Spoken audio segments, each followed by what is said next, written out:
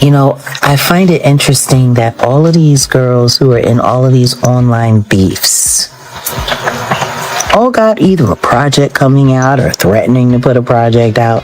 It's wild. It's like they're taking all of this weirdo gossip and, you know, they're doing it for clout.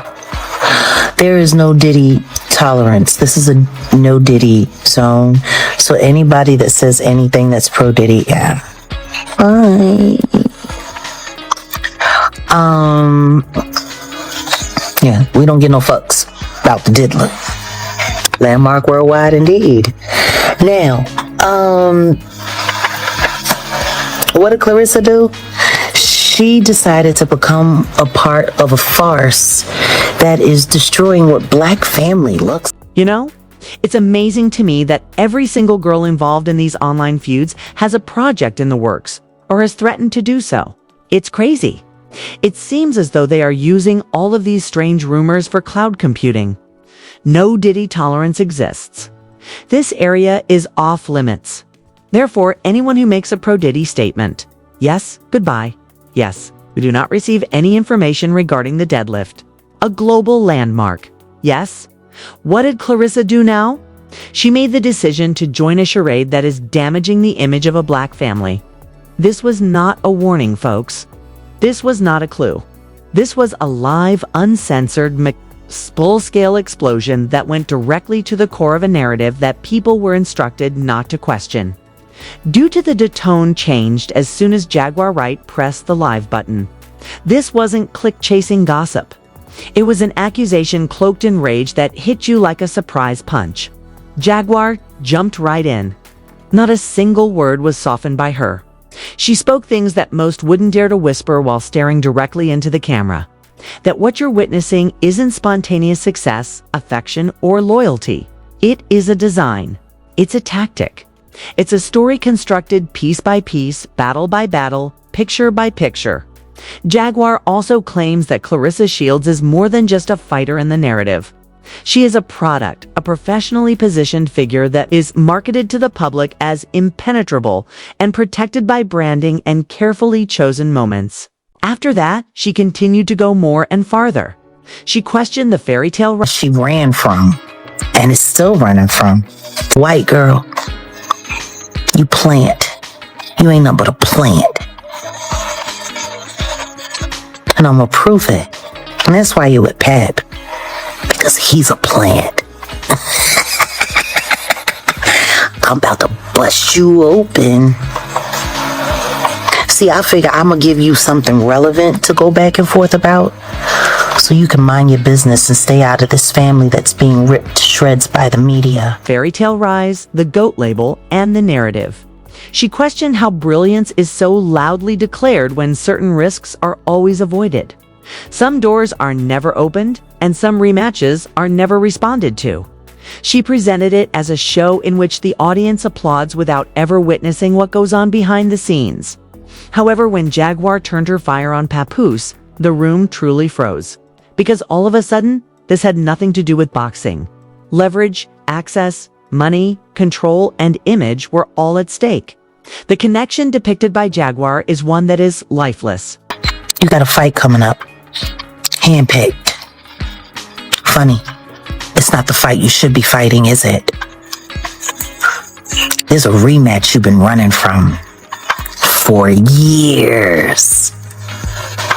You want to call yourself the greatest woman of all time, but yet you're... It does calculations.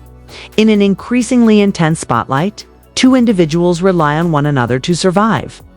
Everyone continues stepping over a family rift in the midst of it all. While the industry remains mute, a lady is left standing by herself. This wasn't entertaining to Jaguar. Therefore, she called out that quiet too loudly and painfully. It was romanticism disguised as exploitation. She stated it directly. It was never love. It was a deal. And the truth won't remain hidden after the agreement expires. At that point, the internet began to pay attention instead of laughing. That she fled and continues to flee. You plant, white girl.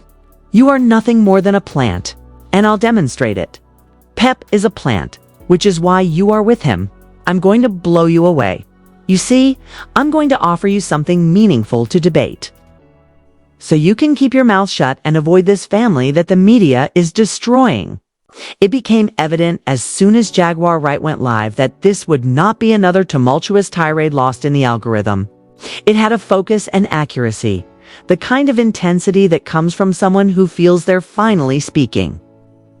What has been purposefully hidden rather than from someone seeking attention? Jaguar didn't begin with small talk. The audience wasn't warm. Just the two of us and whoever he's reporting to, because I'm telling you now, after this relationship farce business with you, trying to transfer the Black Love brand to you and him, he's your handler, girl. Wake up! Wasn't warmed up by her. She named what most people wouldn't question while walking directly into the flames. The picture, the story, the machine that created it. Jaguar claims that the public's perception of Claressa Shields is not one of an unnatural ascent driven solely by talent, perseverance, and power. She asserts that what they are witnessing is the result of a meticulously run system, one that is adept at producing excellence without revealing its flaws. She acknowledged Claressa's ability. The angle wasn't that. Rather, Jaguar questioned the root, the safeguard, the selective obstacles, and the way some doors open wide while others remain closed forever. She presented it as a promotional ploy disguised as legacy, something more profound than boxing. When Jaguar started discussing the GOAT label, her tone sharpened. She questioned how, given the carefully manicured resume that goes with it, that title could be marked with such assurance. When the most hazardous tests are never conducted, how do you declare someone the greatest? But that's okay, because every time you get punched in the head and you get a little slower, that's great for Papoose. Because now he don't have to explain to you how he's robbing you. He can just do it and notice that you'll just be sitting there, just the two of us, and he be gone with the damn money. You better watch your pocket. Stop playing in there. Greatest. When the rim matchups that would make the narrative more difficult are avoided. It wasn't strategic for Jaguar to minimize the risks and maximize the wins for the sake of appearances. It was deception. Dominance is a disguise for marketing fraud. She contended that Claressa's professional path did not mirror the chaotic, harsh reality that the majority of great fighters face. Rather, it appeared neat and well-managed, intended to preserve rather than test an image. The more Jaguar talked, the more it seemed like she wasn't only criticizing a fighter. She was blaming a whole system for creating a star. She went there after that. Claressa didn't just fall into this role, she said. She advised Claressa to comply, as she was aware of and profited from the game's rules. That avoiding some rematches was deliberate rather than coincidental, since the machine would lose everything it had created if it lost control of the story. At that point, Jaguar made her most destructive charge to date. There's going to be a fight, chosen by hand. It's funny. You shouldn't be fighting this battle, should you? You've been avoiding a rematch for years. You're scared to say that you're the greatest woman of all. The simple fact that more people in hip-hop aren't standing up for Remy, that more female MCs are letting this little weirdo, I barely got a boxing record chick, disrespect one of the greatest female MCs of all time. Woman of all time, even though you want to. The topic of conversation changed after that. Claressa Shields was no longer the only focus of this. It was about who gains from protection and why some warriors are shielded. Jaguar maintained that Claressa's career had gradually shifted away from boxing. Branding, PR, and narrative control have taken its place. She proposed that Claressa was being moved away from the sport itself and rebranded as a more comprehensive product. Someone whose worth went beyond the ring and into collaborations, controlled controversy, and social media impact.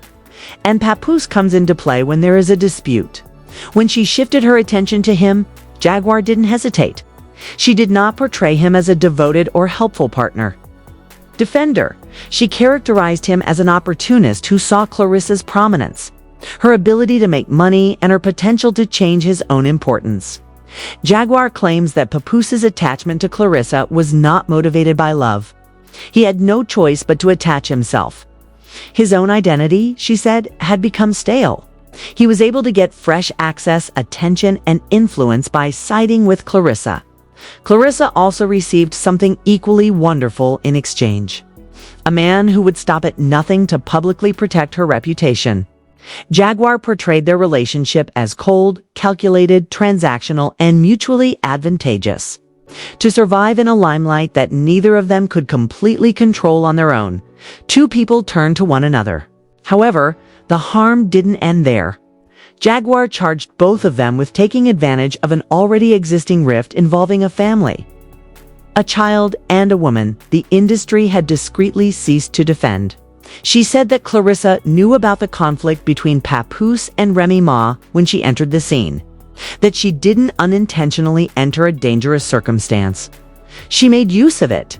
She asserted that Papoose permitted it since it benefited him. Jaguar's rage turned into a moral one at that point.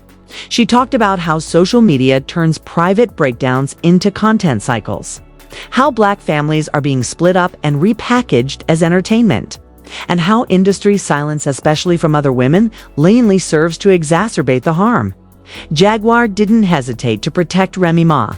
She questioned why the weight of dignity lay on the person being displaced, rather than the people displacing them, and why so many female artists and voices claiming empowerment opted to remain silent. That silence wasn't coincidental to Jaguar. It was calculated. Her language intensified once more as the session went on, this time in the direction of control. Claressa, she asserted, wasn't as liberated as she seemed. That someone else was in charge of the ship behind the scenes. Access, finances, direction, and image were being handled by someone else. She kept using the same word. The handler. Only the two of us. And the person to whom he reports. Because I'm telling you now that you're attempting to transfer the Black love brand to you and him through this relationship charade. Your handler is him. Is him. Wake up, girl. Jaguar then put an end to any more delusions. She made fun of the show, the public appearances, and the fact that they more often mimic one another than they do complement one another. It was a spoof, she said, to individuals whose control and image are so entwined that they are no longer distinguishable. Her parting message in this chapter was straightforward, harsh, and unavoidable. This is a contract, not affection. Furthermore, the truth won't wait to reveal itself after the agreement expires. The discussion didn't calm down once the accusation became more widely accepted. Rather, it became more pointed, because the following inquiry was inevitable once Jaguar Wright presented the relationship as a transaction. Who makes money and who bears the cost? Jaguar redirected the attention from public perception to what she called the true force behind all control. Not romantic control, not emotional control. Control over operations. The type that determines where people appear, what they say, how they are seen, and above all where the money goes. She implied that Claressa Shields' prominence came from more than simply praise and endorsements. Dependency was a consequence. Jaguar claims that Claressa's own autonomy decreased as the branding got more prominent. Not only were decisions being made for her, but they were also being made in rooms that she wasn't completely in and around her. Jaguar didn't characterize this as abrupt. It was a slow tightening, according to her description. Management comes after advice and assistance. Soon after, it gave instructions instead of asking. At that point, Jaguar reintroduced Papoose into the picture, as someone positioned between Claressa and the truth, rather than as a romantic partner standing next to her. According to her, Papoose pretended to be a guardian, but actually served as a gatekeeper. The person who gave Claressa the world's translation, the person who screened criticism, the one who presented every caution as envy, every red flag as hatred, and every worry as an assault. Jaguar claims that this is the most effective way to use influence. Through consolation, confidence, and persuasion that you are the only person they can rely on while discreetly separating them from everyone else, not by coercion. Additionally, Jaguar's implications grew more obvious the more she spoke. Claressa wasn't merely she was being contained, elevated. Money, according to Jaguar, speeds up this process. Power naturally moves to the person in charge of logistics, contracts, appearances, messages, and damage control. As income increases rapidly, possibilities arise, and checks exceed the experience required to handle them. Jaguar claimed that this is where the risk resides. She cautioned that the inequality becomes more than professional when a boxer sustains recurrent head injuries while someone else handles the money. It turns into a predator. Not because of a single wicked deed, but rather because of a system that subtly profits off trust, weariness, and silence. Jaguar's tone degraded considerably more at that point. She asserted that Claressa's physical toll was being exploited rather than safeguarded. In addition to slowing reaction time, each punch absorbed increased reliance. Furthermore, she claimed that reliance is the most lucrative state of all. However, that's all right because Papoose benefits greatly from each punch to the skull that causes you to slow down. Because he no longer needs to tell you how he is robbing you. He can just do it. See that you'll be sitting there by yourself and take the blasted money and leave. Music, keep an eye on your wallet. Give up playing in that. Jaguar didn't walk it back after that. She didn't back down from the assertion. She intensified her efforts. She presented the scenario as one in which love serves as a disguise, where public affection conceals personal imbalance, where passion diverts attention from accounting, and where the individual losing clarity is the last to recognize what is being taken. Jaguar asserted that this dynamic explains Claressa's growing disengagement from boxing, why her public persona tends to be more about maintaining her image than being competitive, why it appears like survivability outside the ring is becoming more important than legacy within it. That wasn't evolution to Jaguar. It was an extraction. I said, she said. Fighters have a long history of being devoured by the industry, particularly when their value as icons surpasses that of athletes. Additionally, the human cost becomes adjustable once the symbol is acquired. Jaguar also brought up Remy Ma again, but not only in the context of a dislocated wife. In a much bigger scenario, she cast Remy as collateral damage. Jaguar claims that taking Remy out of the picture eliminated opposition in addition to creating emotional space. She hinted that Remy was difficult to control. She understood the game, had her own voice, and had her own leverage. The fact that Claressa didn't have the same insulation when she first joined the scene, however, made a difference. Jaguar claimed that this disparity was rewarded by the industry. When the story turned against her, she wondered why nobody jumped to Remy's defense, why so many voices fell silent, why it was simpler to let the fiction run its course rather than face the unsettling reality that lay underlying it. Silence, in Jaguar's opinion, is participation rather than neutrality. Jaguar's discourse came to focus more on patterns and less on specific people as part 2 went on. She linked Claressa's predicament to a larger trend in which emerging stars are positioned, marketed, and made profitable until their usefulness wears off. When that occurs, Jaguar cautioned, the exit is never graceful. She said the protection will vanish as soon as the branding peaks and the focus changes. The individuals who initially trusted the system will be the ones left with the harm. And the same people who curated the image will distance themselves from the repercussions. Jaguar made no promises that this would occur quickly. According to her, everything would occur gradually, covertly, and with plausible deniability until eventually the funds and support go and the truth unexpectedly emerges. Her message was a warning as much as an accusation. She challenged Claressa to see past appearances, consider who wins control when she loses it, and consider who stands to gain from her quiet. Should realize that protection in private does not equate to public defense.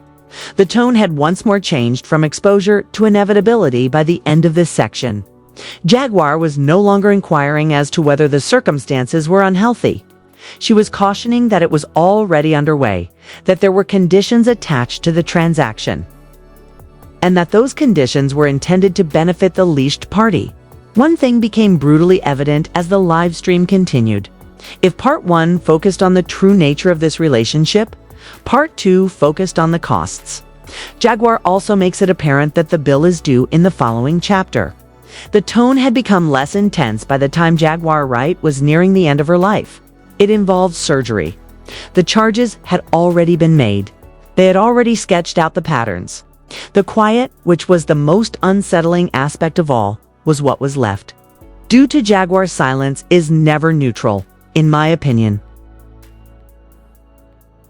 For a brief period, she shifted her focus from Claressa and Papoose to the room itself. The industry, her peers, and the so-called allies who stood by and did nothing to stop the show.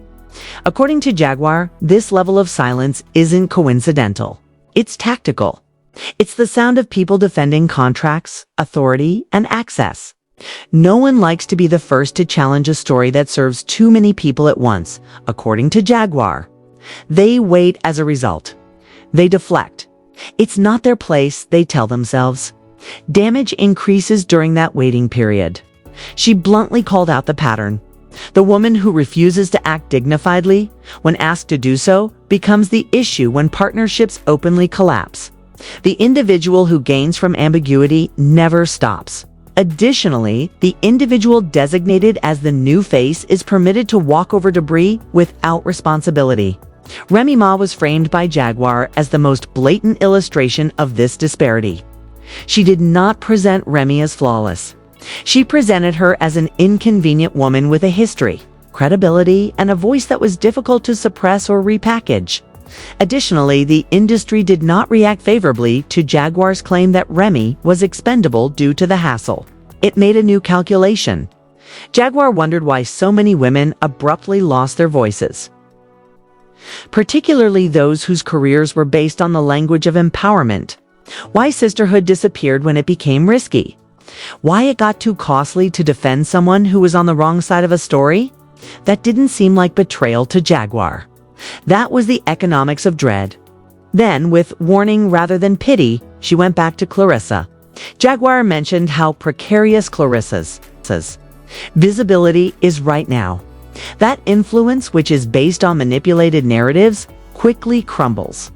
As soon as the story ends, the neatly framed photographs, the rehearsed confidence, and Claressa's growing online profile, she contended, all suggest that someone is being pushed forward more quickly than they can comprehend what's going on behind them. Jaguar said that the risk is that a person's well-being would take a back seat once their image is valued more than their humanity. At that point, she hardened her final criticism of Papoose. He wasn't accused of a single dramatic deed by her. She accused him of presenting himself as stable while aligning with instability, of crying in public while collecting in secret, and of setting himself so that he was always close enough to gain, but far enough away to avoid accountability. According to Jaguar, this is how people avoid accountability, not by fleeing, but by assimilating into stories that never assign blame, since it is always shared. Jaguar made fun of the performance element of life as it went on. Coordinated appearances, mirrored clothing, and public familiarity are all intended to conceal imbalance while expressing oneness. She presented it as satire, a relationship so carefully manicured that sincerity seldom makes it. She claimed that they had changed from being partners to reflections and from being contrasts to copies. Two individuals circle the same image until neither can distinguish between the beginning and the conclusion. Jaguar then hesitated. From remark to consequence, the tone changed. She cautioned that arrangements made under duress don't age well, that contracts always have an expiration date, and that the protections disappear once the returns start to decline. At that point, she made what could have been her most scathing comment of the entire live performance of Forecast, rather than a joke. But the simple fact is that more people in hip-hop aren't standing up for Remy, that more female MCs are letting this little weirdo I barely have a boxing record. Lady Insult, one of the best female MCs of all time. Jaguar didn't have to speak up after that. The inference was obvious already. In situations like this, she explained what occurs next, not as a prophecy, but as identifying patterns. The gradual separation, the unanswered calls, the rebranding justifications, the silent departures, and the abrupt recognition that the individuals who used to be in charge of everything are no longer accessible. She maintained that the damage does not go away when the spotlight moves on. It departs from it. According to Jaguar, the industry favors ambiguity over clarity since it buys time. Accountability is postponed. Instead of focusing on systems, it keeps people debating personalities. And for that reason, she said, this story is constantly reframed as chaotic, difficult, or dramatic, because exposing it would raise awkward issues like exploitation, power, and who gains when families break apart in public. Jaguar wrapped up this chapter by distilling the essence of the narrative. It has nothing to do with boxing. It has nothing to do with hip-hop.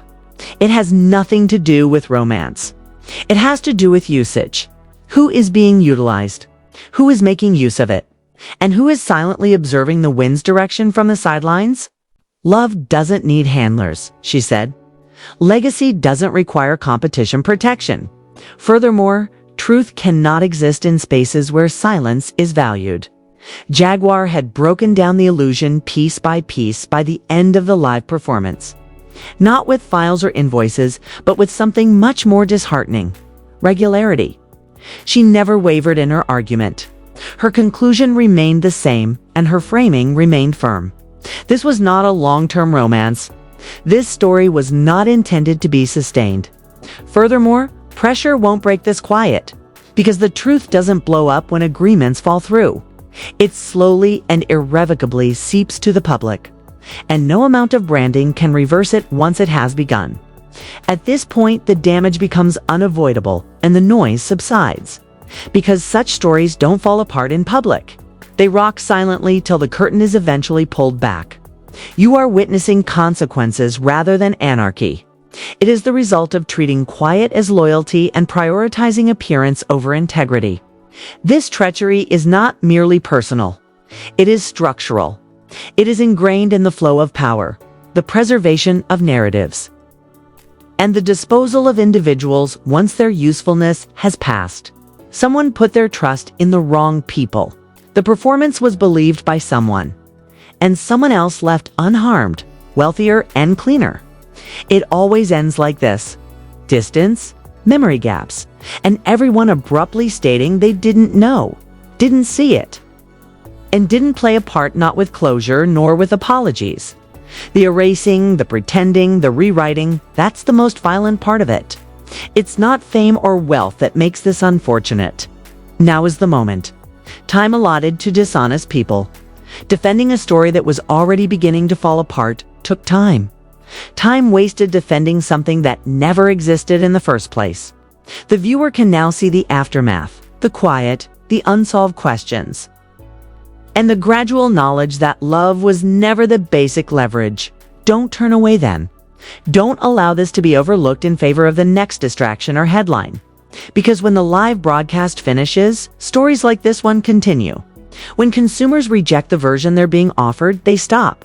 Speak what no one else is willing to. Think critically about what you were instructed to celebrate and make your own judgment about who is abusing whom. Put your mind aside.